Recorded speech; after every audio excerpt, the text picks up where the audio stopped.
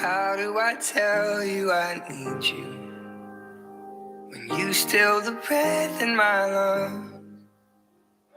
My body shakes till the blood in my face makes me awkward, smile and turn. Hello, test, test. Hello.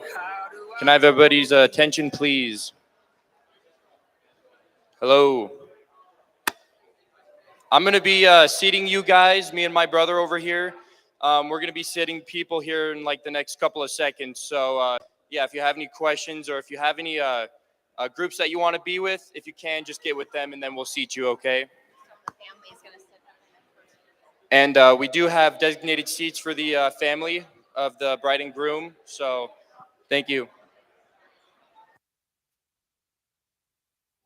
You spin my world out of place. One look at me, it feels like everything is written in marker on my face.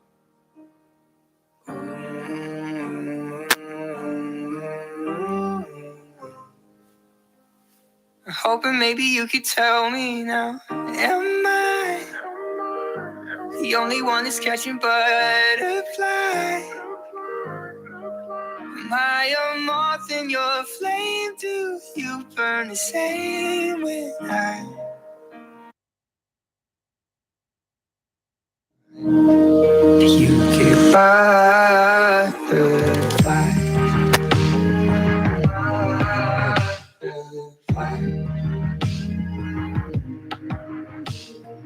Don't know what I'd do without you, and that's why you're not here in my arms. I'm so scared to lose what we already have, asking for everything that I want. 'Cause maybe I'll raise all your red flags, and these green lights are just in my head. I swear that there's something we both can't explain, and I'm terrified to lose it.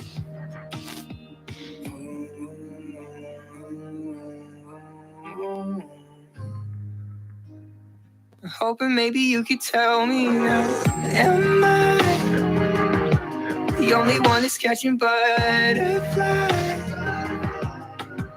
Am I a moth in your flame? Do you burn the same way I'm hoping maybe you could tell me now. Am I the only one that's catching butterflies?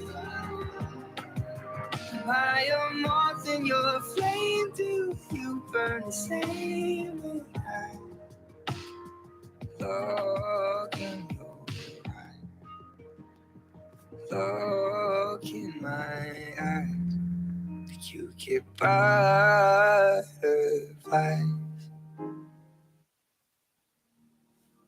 How do I tell you I need you when you still the breath in my lungs? My body shakes till the blood in my face makes me awkward, smile and turn around. How do I hold these emotions when you spin my world out of place? One look at me, it feels like everything is written in marker on my face.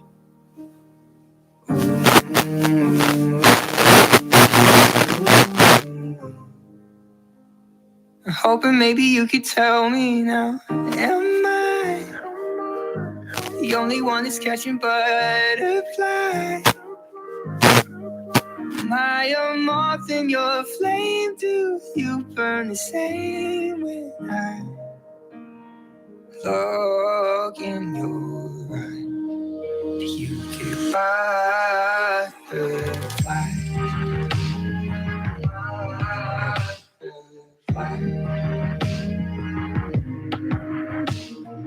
Don't know what I'd do without you, and that's why you're not here in my arms. I'm so scared to lose what we already have, asking for everything that I want.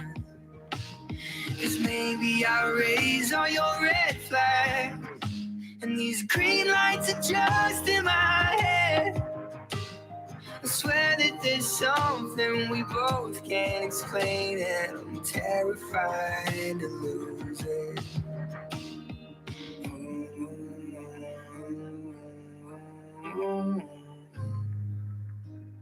I'm hoping maybe you could tell me now. Am I the only one that's catching butterflies?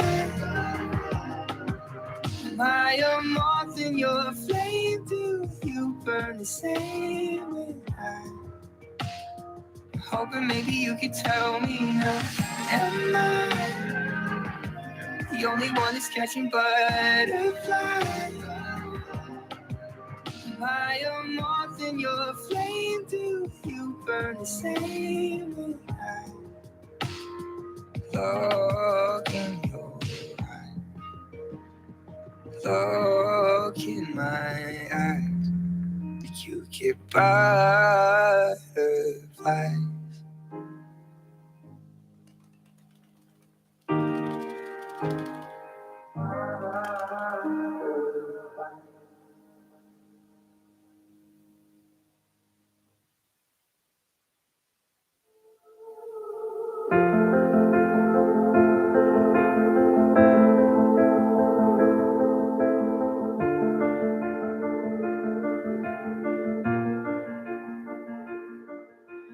I keep fighting voices in my mind that.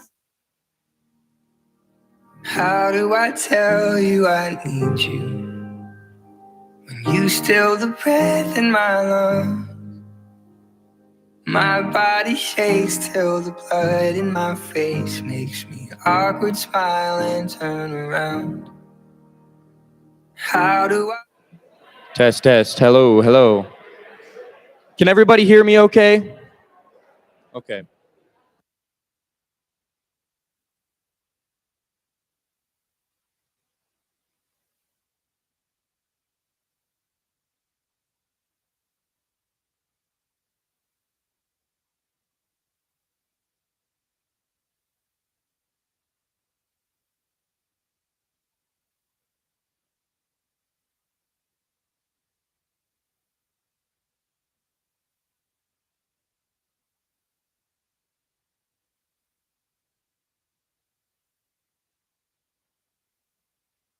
Check.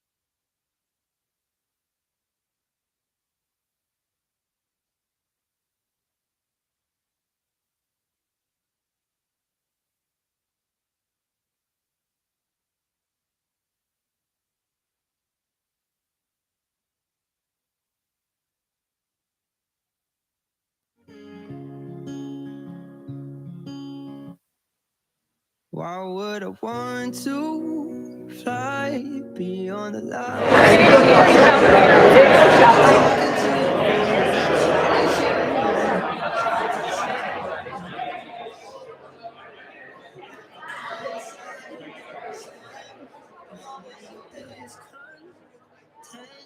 Wasting me away. Everything is changed. Now that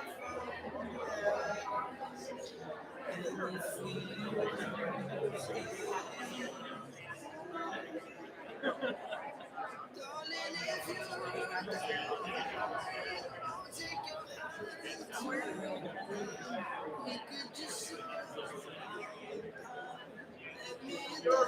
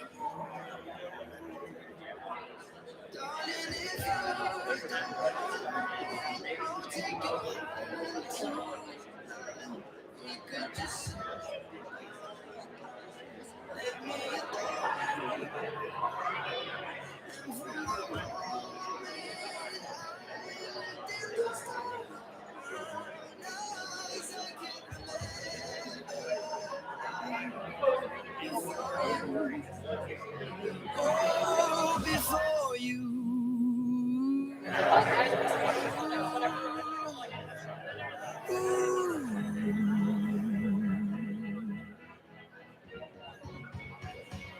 I bet I was lost and alone. I was barely holding on to the thought of a moment like this. I bet I was lost and alone. I was barely holding on to the thought of a moment like this. I must have been lost and alone. I was barely holding on to the thought that someone like you exists. Darling, if you don't take your hand too high, we could just slow down.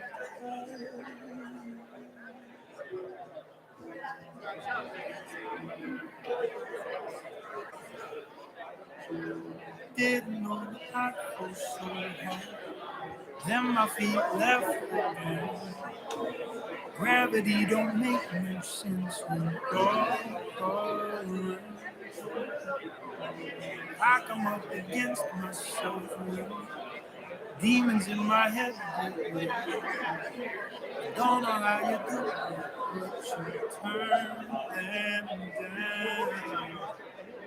Slip up on the roof. I never found you, and you never found me. Well, I don't want to see. Won't you give me tonight and the rest of your life? I wanna have it all with you. I wanna have it all with you. And when you open your eyes, I'll be there by your side. I wanna have it all with you. I wanna have it all with you. Your love is biblical, biblical, biblical.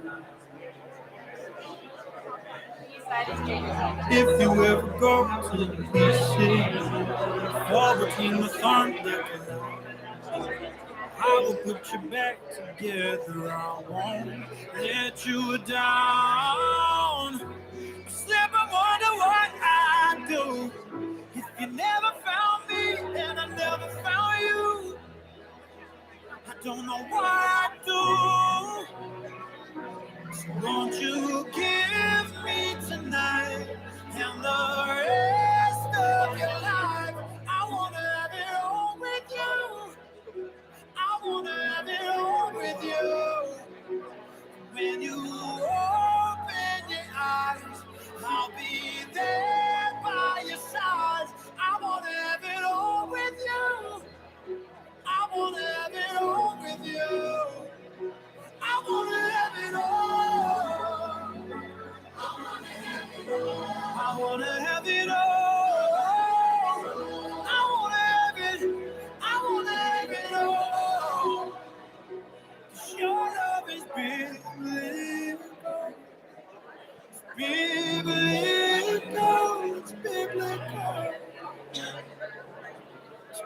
you be in the rest of your life? I wanna have it all with you. I wanna have it all with you. So come on and give me tonight and the rest of your life. I wanna have it all with you. I wanna have it all with you. And when you open your eyes, I'll be there by your side. I wanna have it all with you. I wanna have it all with you. 'Cause your love is big, believe. Big, believe.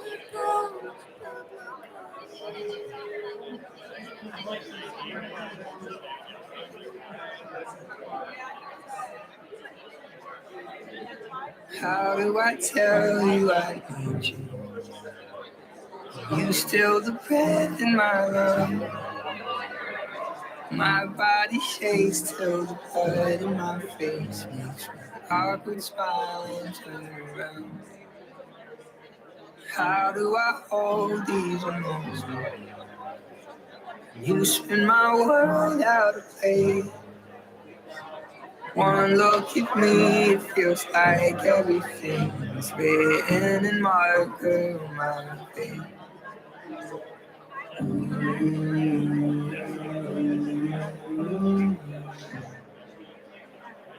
Hoping maybe you could tell me now. Am I the only one that's catching butterflies?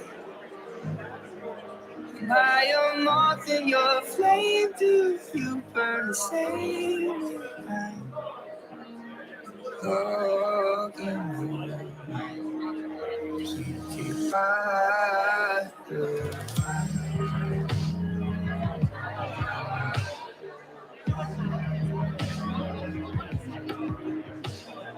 don't know what I'd do without you. And that's why you're not here in my arms. I'm so scared to lose what we already have. Asking for everything that I want. 'Cause maybe I'll raise all your red flags, and these green lights are just in my head. I swear that there's something we both can't explain it. Terrifying and losing.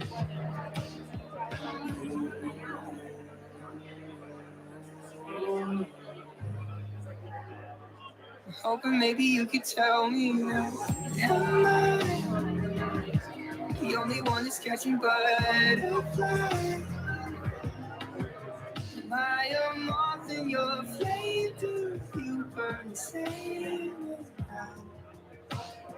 Hoping maybe you could tell me now. Am I the only one that's catching butterflies? Am I a moth in your flame? Do you burn the same as I?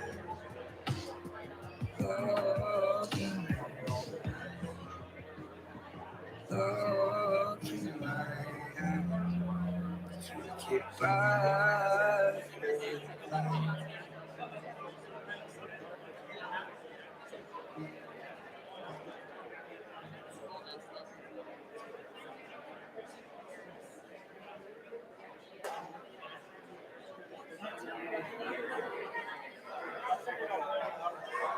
Some days I feel like making good sunset.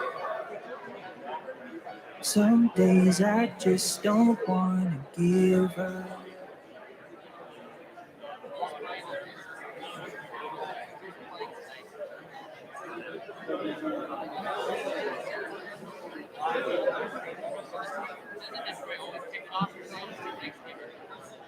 Everyone, excuse me, if everybody could take their seats, we're going to get this thing started.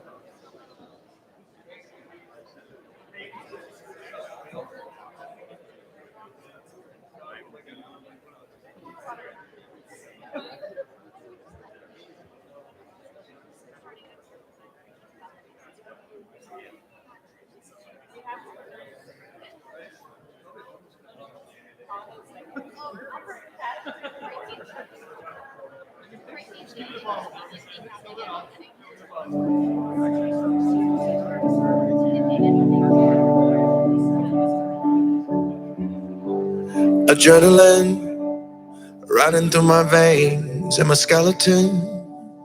When you say my name and the high, no, it never goes away.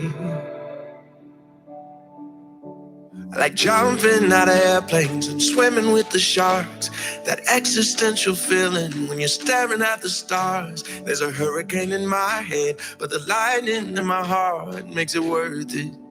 Yeah, I still get nervous when you walk through the door and you look in my eyes. Yeah, it feels like the very first time. I could fall for you forever, I'm certain. 'Cause I still get nervous when your lips hit my lips and the fireworks fly, send the sparks through the air like the 4th of July. I could fall for you forever, I'm certain. 'Cause I still get nervous every time we touch. It's like paradise fell down from above, and the high, even too much ain't enough. No.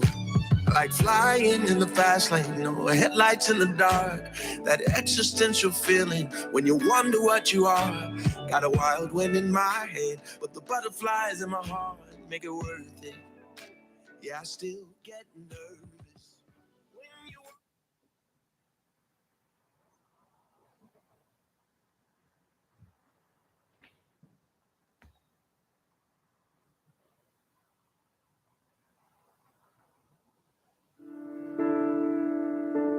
One look at you, my whole life falls in line.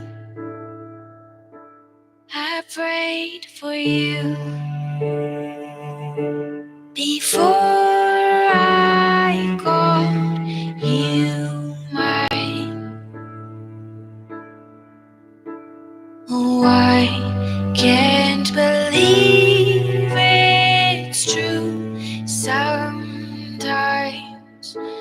Oh, I can't believe it's true. I get to love you. It's the best thing that I'll ever do. I get to love you. It's a promise I'm making to you. Whatever may come, your heart I will choose. Forever I'm yours, forever I do. I get to love you. I get to love you.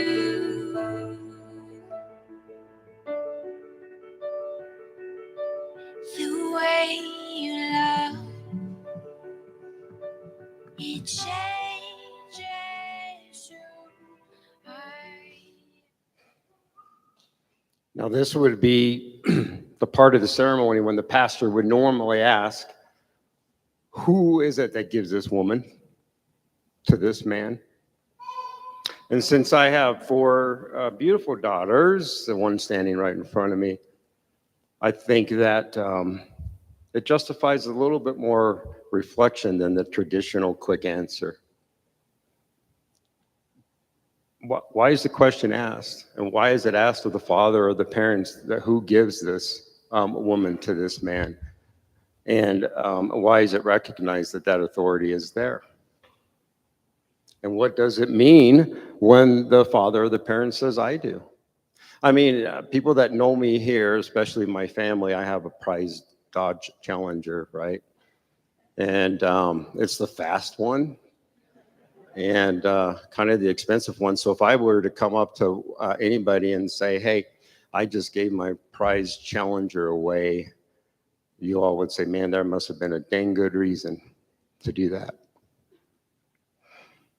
But you, Emily, are much more valuable and prized to me than my Dodge Challenger. So Before I even answer that question, I want to publicly justify why I, your father, is willing to say it is I who gives this woman to this man. When you were just 16 years old, and you'll remember this, there's tradition to some of those in the room too, but I took you to a special dinner. And at that dinner, the purpose of that dinner was for us as father and daughter to kind of make a covenant regarding this day right here. And during that promise, we made a promise to each other, actually.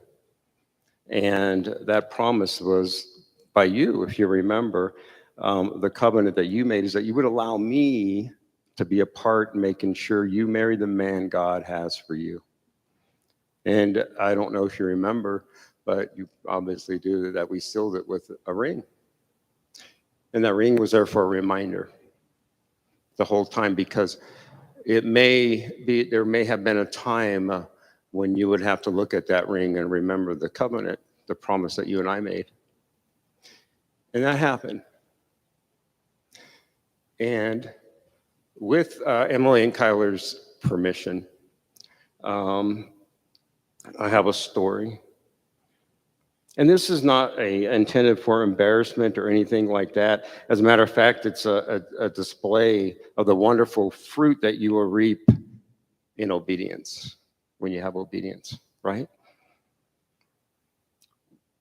Emily was, 17 or 18, and it was a vulnerable time in your life. It was a vulnerable time in our family. And unfortunately, at that time, some young man came along and exploited that vulnerability in you, tried to pull you away, tried to lead you astray from everything that you knew what was right and from everyone that you loved. Everything in me knew that that was the wrong person for my beautiful prize. And it got to the point when I knew that we were kind of at critical mass. I felt I was at critical mass in losing you. And I prayed a lot. And I got some counsel from my sister that's in here. And I came to you and I said, let's go for a coffee talk. And you remember the coffee talks. But this time was a little different because you were slightly hesitant, because you are so wise and you knew what it was about. And it was more than that you knew. I think it was something that you wanted. You just didn't know how. So all the way to Starbucks, that's where we went to for our coffee talk, out there in the public, right? We're sitting in these soft chairs. I don't know if you remember. And the whole way there, I prayed and I said, you give me the right words. Give me the right words to convict your heart and to listen to me. And I reminded you of the covenant that we made maybe 2 years earlier. Not sure exactly what the words I said with God's help, but there was an immediate conviction. You'd done something you hadn't done in a long time. You started to cry and you jumped on my lap. And you said, help me, Dad. And a little later, with unbelievable strength, while allowing me to be at your side, you called this person and you said it was done. Now here's the kind of the poetic justice piece of the whole thing that I just explained to you. Before that call of we're done, right? Emily was in film school, as most people in here know. And she got her first project, and she had to come up with a lead male for that film, right? And well, at the time, before this, what I just explained happened, when she went to this turkey lip and said, hey, help me pick out the lead male. So anyway, she got narrowed down to two. One was Kyler, the other one was some handsome dude.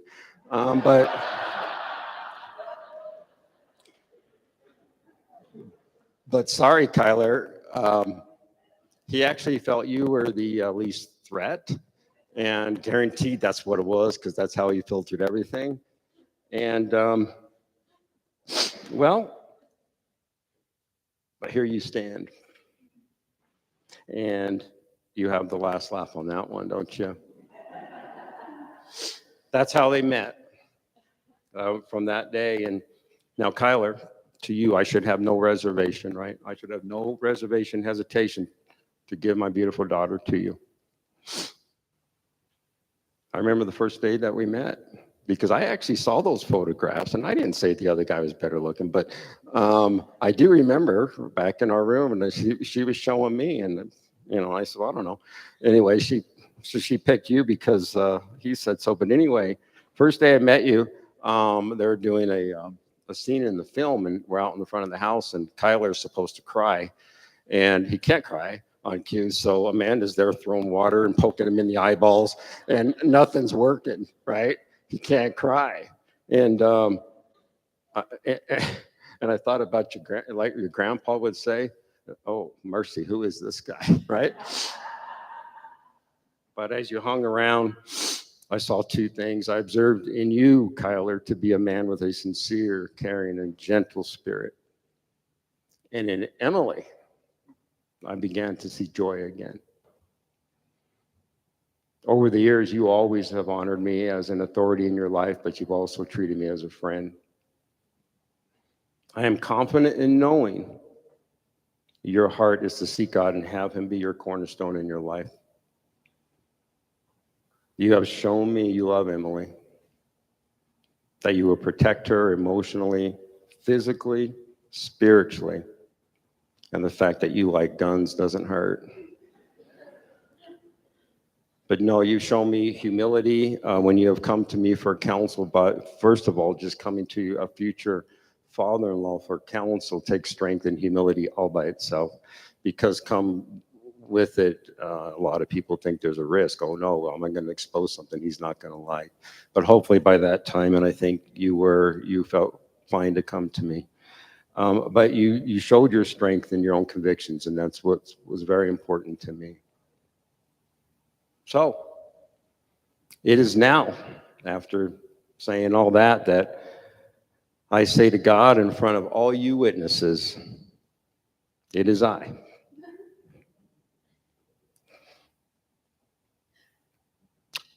Who gives this woman to this man. On behalf of myself and Don and Colin Myrick, Tony and Joan Kerr, welcome everyone. This is so awesome. I'll get to be able to talk with you more later. Over here, seated at this first table, is Emily's great grandmother, Betha, and in front of her is a remembrance chair for Chuck. And I know how important it was that he was here, but he is. Now, by taking on this role that I'm doing right now, I become complicit in bringing these two together in a life covenant before God. And you all, by being here, it's not just for the great food that the Share boys and girls have put together, but by being here, you sanction it. You are saying you're good with it. In this life covenant that they're going to have before God. Emily and Kyler, you and I have had opportunities to talk a lot about this spiritual warfare that we're in now. And everybody can feel it. Anybody who has a spirit feels it strong lately. And we've talked a lot about it and talked about what we need to do in these days. Individually, we're vulnerable for attack, right? But I can tell you, when you come together in a spiritual covenant, you become vulnerable. You become vulnerable when you come together in a covenant under God, because the devil doesn't want anything good to come, right? So you must prepare individually and as a couple. Emily and Kyler are making this covenant. You must also make a promise that you will unapologetically raise your family with Jesus as your cornerstone. Raising and admonishing your children in the truth of the word and not the fads of this world. Never compromising what you know is true. They will watch. Like your beautiful letter said to me today, that she just gave me a letter and I cried before I walked out here. But you must make sure that it shows outwardly and that no one should be surprised when you tell them about your encounter with Jesus.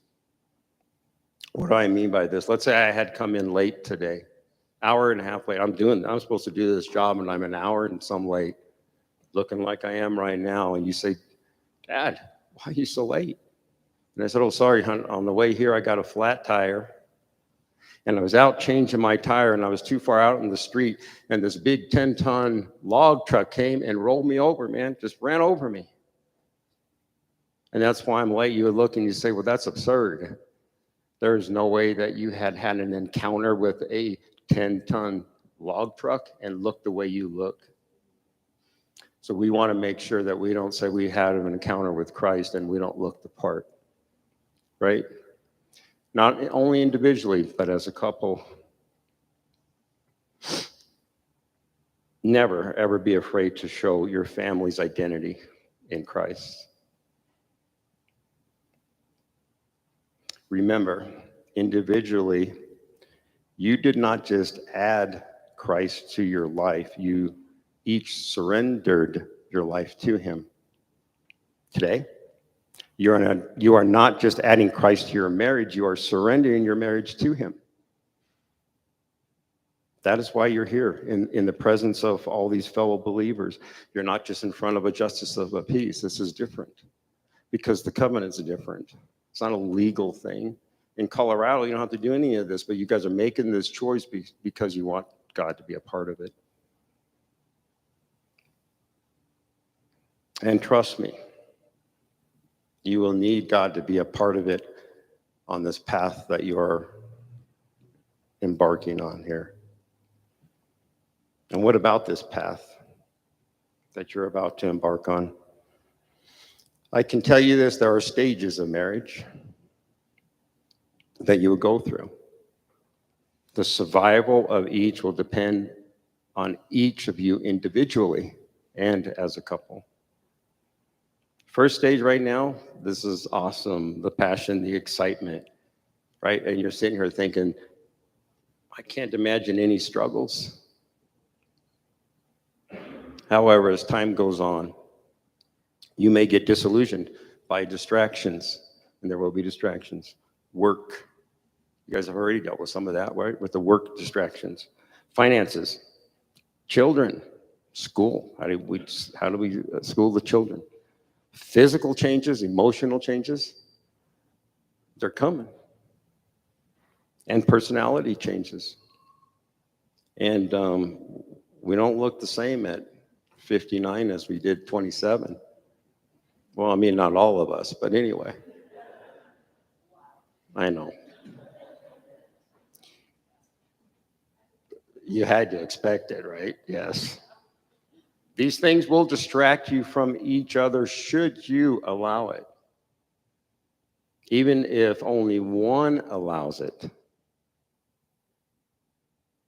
That is why today you make the decision to stay equally yoked. Equally yoked means what? It means to be joined together, united in unity.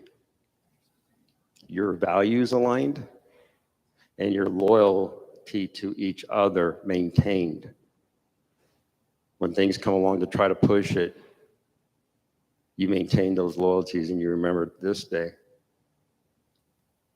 Look, if you stayed joined together, all these distractions I'm talking about, it will just become a project for the two of you to conquer together. And that's how you look at it. Do not allow the enemy to have a foothold in this union.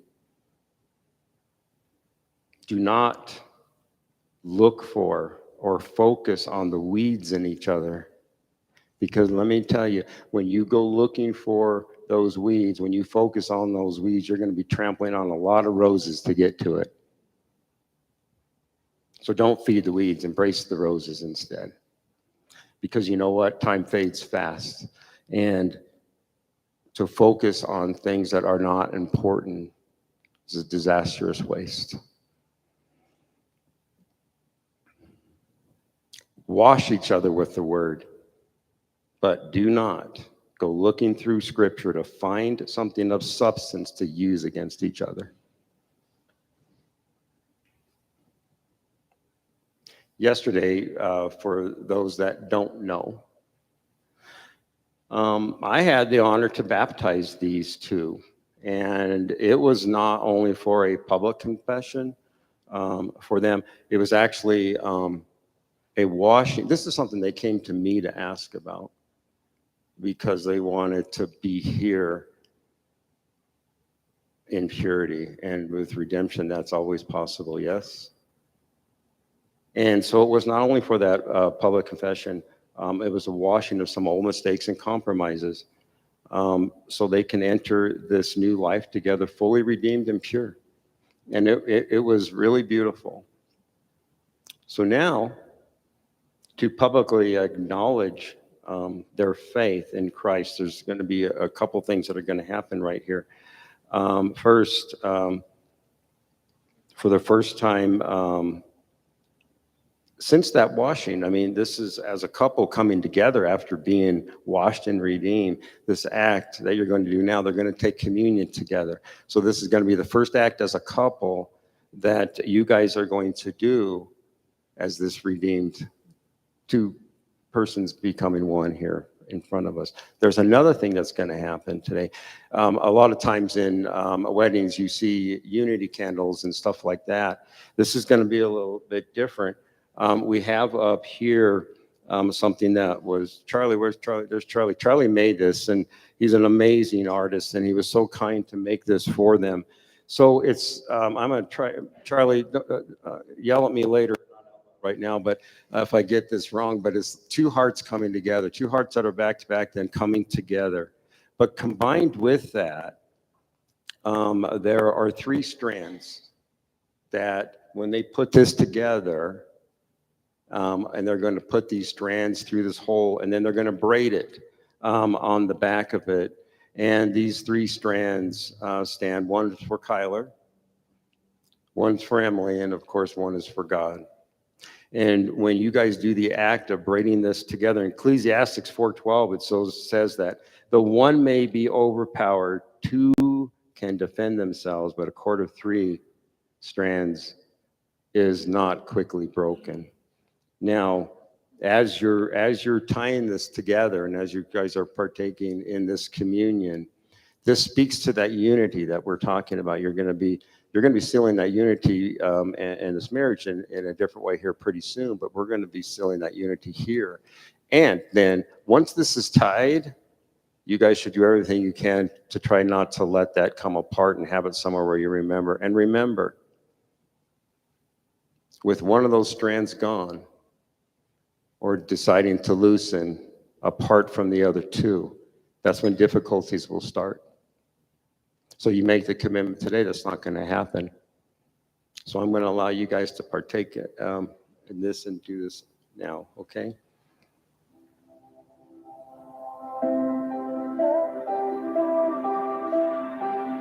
All the things that I've held dear, the vanities that whispered in my ear, what would I do if they all disappeared?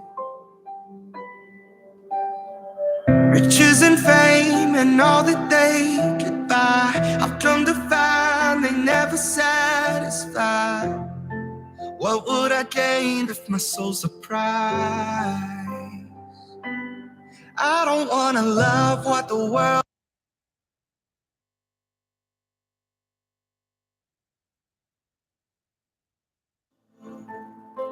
I only want you. First things first, I seek your will, not my own. Surrender all my wants to you.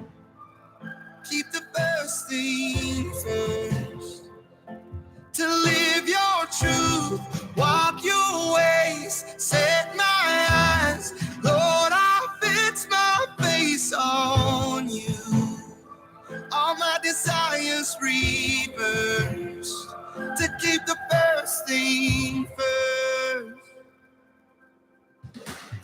Give it all, my life in offering. My heart is yours, so have your way in me. Your kingdom's all I wanna see. I don't wanna love what the world loves.